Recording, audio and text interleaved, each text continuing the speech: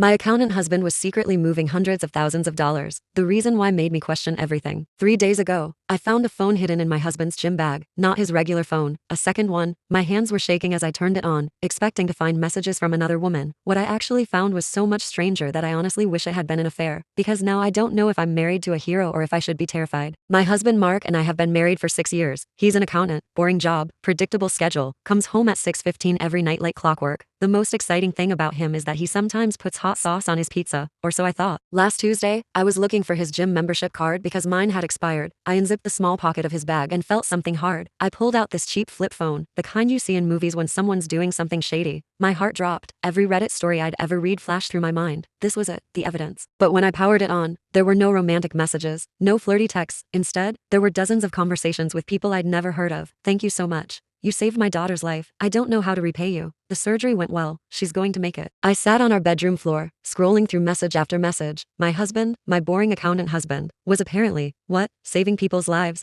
Then I found the banking app, and that's when everything got weird. There was $127,000 in the account, money I'd never seen, money from our joint finances, but also not. The transactions made no sense. I did what any rational person would do. I waited up for him that night and confronted him the moment he walked through the door. The look on his face when I held up that phone, pure terror. Before I tell you what he said, I need you to understand something. What my husband told me that night didn't just change how I saw him, it changed how I see every stranger I pass on the street. Because if this was happening right under my nose, what else is happening in the world that we just don't see? Mark sat down at our kitchen table and just deflated. Then he started talking. 5 years ago, his childhood best friend died waiting for a kidney transplant. Mark was devastated. But more than that, he was angry. Angry at a system where people die on wait lists while there are resources sitting unused. So he started doing research, deep research. He found out about medical bill advocates, charity care programs, emergency funding that hospitals have, but don't advertise. He learned every loophole, every grant, every secret program. And then he started helping people. He'd find people online, on forums, Reddit, Facebook groups, who were desperate, who were choosing between bankruptcy and letting a loved one die. And he'd guide them, tell them exactly what to say, what forms to fill out, which programs to apply for. But sometimes that wasn't enough. Sometimes people needed money now. That's where our missing money came in. For 5 years, Mark had been taking bonuses, overtime pay, even some of his regular salary, money I thought was going into retirement accounts, and using it as emergency loans. He'd send someone $5,000 for a surgery deposit. They'd get approved for charity care, and they'd pay him back. Then he'd loan it to the next person. The $127,000.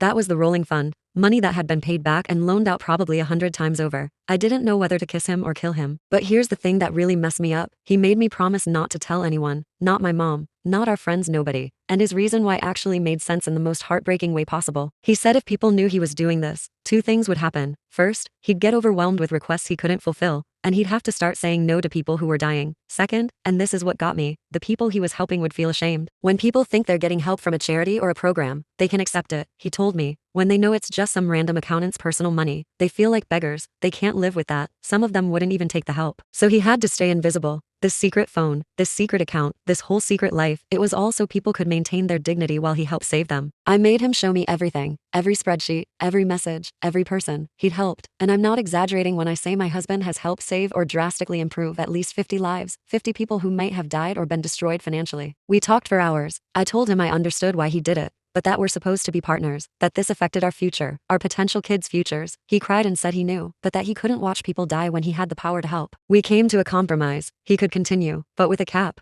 No more than 20% of his income. Everything had to be documented, and I would be involved in the decisions. That was 3 days ago. Last night, he got a message from someone whose mother needed an emergency medication that insurance wouldn't cover. It cost $800. We talked about it together, and we sent the money. I'm still processing all of this. Part of me is incredibly proud to be married to someone so compassionate. Part of me is terrified about our financial future, and part of me is angry that he lied for 5 years. But mostly, I'm just overwhelmed by the realization that there are probably thousands of people like my husband out there, quiet heroes who are fixing broken systems one person at a time, and nobody knows. So I guess I'm asking, am I wrong to have mixed feelings about this? Should I be upset about the lying? Or should I just be grateful I married someone with such a big heart? Because here's what keeps me up at night. In all those messages, in all those thank yous, there's one from 8 months ago that just says, "You gave me my mom back. I'll never forget you." And I can't stop thinking, what kind of person would I be if I made him stop?